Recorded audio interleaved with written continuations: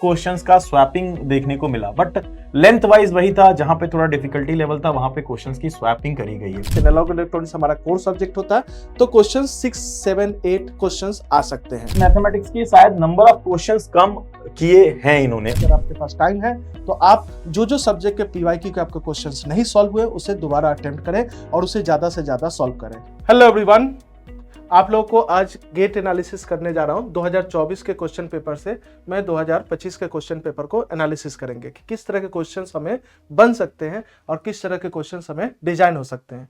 तो अभी इलेक्ट्रिकल का पेपर हो चुका है, सीएस और का पेपर हो चुका है और मैकेनिकल का पेपर भी खत्म हो चुका है। तो इससे एनालिसिस करके कुछ आपको वरुण सर बताएंगे, कुछ हम डिस्कस करेंगे। तो वरुण सर थोड़ा कुछ आपको इस पे बताएंगे। सर अभी जो इलेक्ट्रिकल का पेपर हुआ, जैसा हम लोगों ने देखा कि पेपर जो है वो मॉडरेट लेवल का था, और साथ ही साथ हमने एक चीज और नोटिस करी कि सब्जेक्ट की जो विड्थ होती है पूरी, उस सब्जेक्ट की विड्थ का गेट ने बड़ा ध्यान रखा। चाहे मैं सीएस की बात करूं, चाहे मैं मैकेनिकल की बात करूं या डबल ई की बात करूं, तो वहां पे सब्जेक्ट के जो लेंथ है, जो हम लोग पढ़ते हैं सिलेबस है, उसका उन्होंने ध्यान रखा और सब्जेक्ट को बड़ा यूनिफॉर्मली डिस्ट्रीब्यूट किया नंबर ऑफ क्वेश्चंस के टर्म में। और हमने ये देखा कि पेपर जो है वो इजी टू मॉडरेट लेवल का था। और मैंने ये एक चीज और नोटिस करी जो कि मुझे लगता है यहाँ पे बड़ा इंपॉर्टेंट रोल प्ले करने वाली है ईसीई के बच्चों के लिए। वो ये नोट करी सर कि जो क्वेश्चन का पैटर्न 2024 में रहा है weightage wise marks, number of questions का लगभग थोड़ा बहुत वैसा ही था। एक दो क्वेश्चंस का स्वैपिंग देखने को मिला, बट लेंथ वाइज वही था। जहां पे थोड़ा डिफिकल्टी लेवल था वहां पे क्वेश्चंस की स्वैपिंग करी गई है। मुझे लगता है मार्क्स वाइज सेम था, ओनली नंबर ऑफ क्वेश्चंस में एक दो क्वेश्चंस में आपके जैसे नेटवर्क में थोड़ी सी स्वैपिंग हुई। इस बार 4 ही क्वेश्चन नेटवर्क की पूछा, तो इस तरह का कुछ स्वैपिंग देखने तो यानी बोल सकते हैं कि गेट अपना पैटर्न फॉलो करता है। हाँ, ये इस बार तो फॉलो करता हुआ दिख रहा है, चाहे वो मैकेनिकल का हो, चाहे वो सीएस का हो या डबल ई का जो पेपर आया है, उसने पूरी तरह से पैटर्न को फॉलो किया है और बहुत ब्रिलियंटली जो है वो सब्जेक्ट को जो है पूरा वेटेज वाइज बांटा है। तो सर आप डबल ई के बारे में थोड़ा हाँ, मैं डबल ई का थोड़ा सा इस बार का जो गेट का पेपर आपका 2025 का हुआ है ना, उसको आपको दिखाते हुए कंपैरिजन करा देता हूं। जैसे नेटवर्क थ्योरी देखो, 24 में 5 मार्क्स का पूछा था और 25 में देखो सर सिर्फ एक क्वेश्चन चेंज हुआ, बट नंबर ऑफ मार्क्स मुझे लगता है सेम है। 1 मार्क्स की जगह 2 मार्क्स में चला गया है। डिजिटल इलेक्ट्रॉनिक्स जो है वो 3 था, यहां पर डिजिटल इलेक्ट्रॉनिक्स का एक घटा है, बट ईसीई में डिजिटल इलेक्ट्रॉनिक्स एक इंपॉर्टेंट सब्जेक्ट है, तो मुझे लगता है वहां पे एक ज्यादा बढ़ जाएगा। एनालॉग इलेक्ट्रॉनिक्स का सर पहले 3 क्वेश्चन था, नंबर सेम रखते हुए 4 क्वेश्चन दे दिया गया है। ओपैम से क्वेश्चन ज्यादा पूछे गए थे। सिग्नल सिस्टम की बात करें तो पहले 7 था और अभी आपको ऑलमोस्ट 6 क्वेश्चन हम लोग देख पा रहे हैं। कंट्रोल सिस्टम 6 था, वो 7 हो गया। तो कंट्रोल और सिग्नल काफी हद तक अलाइंड सब्जेक्ट है और उनके मार्क्स लगभग सेम रखे हैं, बस केवल क्वेश्चंस के नंबर्स में अगर हम कहें तो एक क्वेश्चन का चेंजेस है। पावर सिस्टम जो है वो पहले 6 था, अभी भी 6 पूछा है। पावर इलेक्ट्रॉनिक्स पहले 7 था, अब जो है वो 4 क्वेश्चंस पूछा है, पर नंबर ऑफ मार्क्स बढ़ गए हैं। इलेक्ट्रिकल मशीन की बात करें तो पहले 4 क्वेश्चन थे, इस बार इन्होंने 6 क्वेश्चंस कर दिया है। यानी कोर टेक्निकल जो सब्जेक्ट्स होते हैं, जो बड़े सब्जेक्ट्स हैं, उन पे इन्होंने कहीं ना कहीं फोकस ज्यादा रखा है। मेजरमेंट की बात करूं तो पहले 2 था, अभी भी 2 है, वो एक तरह से फिक्स है। ईएमएफटी की बात करूं तो 3 और 2 आपका ऑलमोस्ट सेम है, नंबर सेम रहा है। मैथमेटिक्स 9 था पहले, अब 6 है। तो यार मैंने ये चीज जरूर नोटिस की, इवन सर बाकी के पेपर्स में भी, कि मैथमेटिक्स के शायद नंबर ऑफ क्वेश्चंस कम किए हैं इन्होंने, और वो डिस्ट्रीब्यूशन जो है वो उठा के टेक्निकल में शिफ्ट आउट किया है। एप्टीट्यूड हमेशा 10 मार्क्स का आता है, तो वो 10 ही मार्क्स का था। अब सर थोड़ा सा इसको देखते हुए ना, मैं चाहता हूं सर वो ईसी के जो स्टूडेंट बड़ा क्यूरियोसिटी से आपको देख रहे हैं, उनको आप जरा डिस्क्राइब कर दो कि इस बार क्या एक्सपेक्ट कर सकते हैं ये ईसी के लिए 2025 के लिए, ताकि बच्चे जो रिवीजन करने वाले हैं ना, उनको इस चीज का थोड़ा सा नॉलेज मिल जाएगा कि कौन से सब्जेक्ट का कितना वेटेज है, और उस हिसाब से वो अपना रिवीजन को जो है वो थोड़ा सा चेंज कर पाएंगे। हाँ, ये सही बात बोला कि हम लोग को पहले देखना होगा कि किस तरह के क्वेश्चन कितने पूछे जा सकते हैं और किस किस सब्जेक्ट के आपने पढ़ाई अगर किया है, जो प्रिपरेशन किया है, उससे आपको क्या बेनिफिट्स मिल सकते हैं। तो जैसे देखिए नेटवर्क 3 है, तो नेटवर्क 3 में यहाँ पे अगर आप ध्यान दीजिएगा तो यहाँ पे 5 क्वेश्चंस आपको पूछे गए नेटवर्क 3 के। तो नेटवर्क 3 के यहाँ पे 5 क्वेश्चंस लगभग पूछे गए हैं। तो अगला बार भी हम लोग सोच सकते हैं कि नेटवर्क 3 के आपको 5 क्वेश्चंस मिलेंगे, यानी। और दूसरा आपका डिजिटल इलेक्ट्रॉनिक्स के यहाँ पे 6 क्वेश्चन हमें पूछे गए हैं तो हो सकता है कि 4 पूछे जाए या हो सकता है कि 7 क्वेश्चन पूछे जाए, लेकिन ये वैरी करेगा। ऐसा नहीं कि आपको क्वेश्चंस एकदम वही पूछे जाएंगे कि 6 पूछे गए तो 6 ही क्वेश्चंस आएंगे, ऐसा जरूरी नहीं है। 6 है तो 6 ही पूछे जाएंगे। 7 क्वेश्चन आपका एनालॉग इलेक्ट्रॉनिक्स हमारा कोर सब्जेक्ट होता है, तो क्वेश्चन 6, 7, 8 क्वेश्चन आ सकते हैं। तो इसको आप प्रिपेयर अच्छे से कीजिएगा, ध्यान दीजिएगा। वो भी हम बताएंगे कि कैसे आप अपना प्रिपरेशन में अब पेपर को एनालिसिस करने के बाद से हम कैसे ध्यान दे सकते हैं कि जो हमारा इसी का पेपर आने वाला है वो किस तरह का आ सकता है।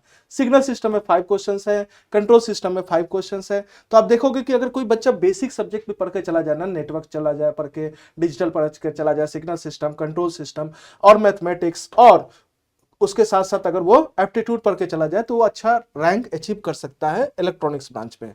लेकिन अगर आप कोर सब्जेक्ट की बातें पूछोगे तो यहाँ पर 6 क्वेश्चन इसके पूछे गए हैं, 5 क्वेश्चन, 11 क्वेश्चन, 20, 27 क्वेश्चन, यानी 65 में से 27 क्वेश्चन आपके कोर सब्जेक्ट्स के आए हुए हैं। तो कोर सब्जेक्ट का प्रिपरेशन आप अच्छे से रखिएगा और ध्यान रखिएगा कि कोर सब्जेक्ट का भी पेपर जो हम अटेम्प्ट कर रहे हैं वो कोर सब्जेक्ट को भी हम अच्छे से अटेम्प्ट करें। ऐसा नहीं कि कोर सब्जेक्ट को आप छोड़ के आ जाएंगे और सोचेंगे कि हमारा गेट में अच्छा रैंक आ जाए, वो थोड़ा डिफिकल्ट हो जाएगा आपके लिए।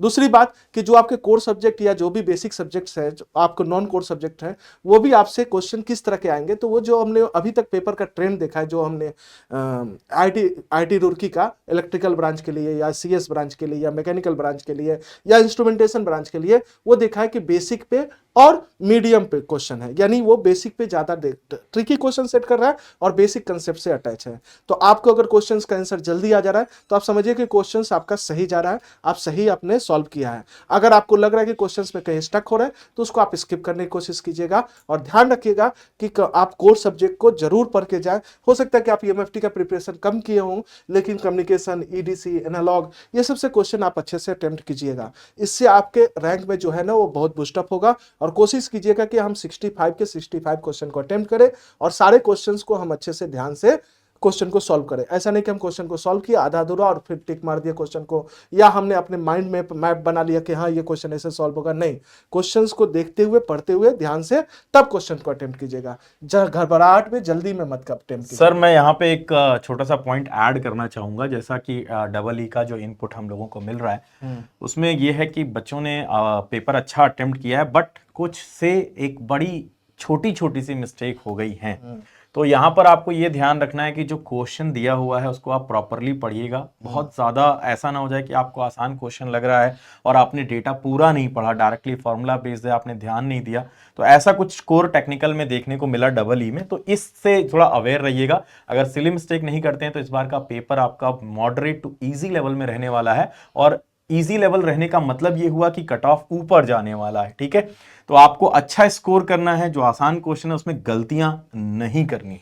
और रिवीजन कीजिएगा तो आप ध्यान रखिएगा फार्मूला बहुत अच्छे से पढ़ के जाए, सारे सब्जेक्ट के फार्मूला और सारे कंसेप्ट को। अगर हो सकता है कि अगर आपके पास टाइम है तो आप जो सब्जेक्ट के पीवाईक्यू के आपके क्वेश्चंस नहीं सॉल्व हुए उसे दोबारा अटेम्प्ट करें और उसे ज्यादा से ज्यादा सॉल्व करें। अगर आप वो सॉल्व कर लेते, क्योंकि हमने देखा है जो ईई का पेपर के एनालिसिस, यही मैं कहने वाला था सर, कि डबल ई के पेपर में ना पीवाईक्यू का बहुत ज्यादा इंप्रेशन देखने को मिला है, बहुत ज्यादा। तो वो मुझे लगता है कि कहीं ना कहीं ईसी में भी देखने को मिलने वाला है। जी सर। और PYQ is most important for you. आपके पास सफिशिएंट टाइम है, पीवाईक्यूज को ध्यान से रिवाइज करके जाइएगा, उससे ओरिएंट करता हुआ क्वेश्चन आपको मिलने वाला है। हाँ, उसी को ओरिएंट, तो उसका फार्मूला के वाइज जाइएगा, फार्मूला जरूर पढ़ के जाइएगा, चाहे वो कम्युनिकेशन हो, चाहे वो ईडीसी हो, चाहे वो डिजिटल हो, चाहे वो नेटवर्क हो, कंट्रोल हो, सिग्नल सिस्टम हो, मैथमेटिक्स हो, एप्टीट्यूड तो खैर फार्मूला नहीं होता है। तो ये सारे फार्मूले आप लोग बढ़िया से अच्छे से पढ़ के जाइएगा, जिससे आपका बहुत ही कॉन्फिडेंस अच्छा रहे और आप क्वेश्चंस को अटेम्प्ट करें। आप क्वेश्चंस को स्टक किसी में नहीं हो गया, नहीं तो पता चला कि 10 क्वेश्चन इजी हो आ गए थे, लास्ट में 10 क्वेश्चन इजी थे, वो आपसे नहीं होना चाहिए। क्योंकि आप लास्ट में 10 क्वेश्चन अगर इजी अटेम्प्ट नहीं किए तो वो आपका एक क्वेश्चन सॉल्व होने के बराबर नहीं वेरीफाई कर सकता है, कंपनसेट नहीं कर सकता है, और फिर आपका वो एक साल बर्बाद हो जाएगा। तो आप बर्बाद ना करने के अलावा कि आप क्वेश्चन को ज़्यादा से ज़्यादा अटेम्प्ट कीजिएगा, जल्दी अटेम्प्ट कीजिएगा, स्किप करने की कोशिश कीजिएगा जो क्वेश्चन नहीं बन रहा है, और उसे अच्छे से बनाने की कोशिश कीजिएगा। रिवीजन थ्रू पीवाईक्यू कीजिएगा, पीवाईक्यू का क्वेश्चन पढ़िए, लगता है कि इसका कंसेप्ट हमें पता है तो आप उसका फार्मूला ज़्यादा नहीं ध्यान दीजिए, लगता है कि इसका कंसेप्ट नहीं पता, इसका कंसेप्ट भूल रहा हो, उसके थ्रू आप उसको रिवीजन कीजिए। तो इससे क्या होगा कि आपका रिवीजन भी बहुत अच्छा हो जाएगा और पीवाईक्यू के थ्रू आप अच्छा गेट स्कोर कर सकते हैं। तो सर आप इसमें, सर मैं बस इतना ही कहना चाहूंगा, ऑल द बेस्ट है, बहुत हैप्पीनेस के साथ पेपर जाइए, आप अपना बेस्ट परफॉर्म करने जा रहे हो। All the best, All the अच्छे से best. कीजिए और आपकी मेहनत और हमारी मेहनत दोनों साथ रंग लाएगी। Thank you.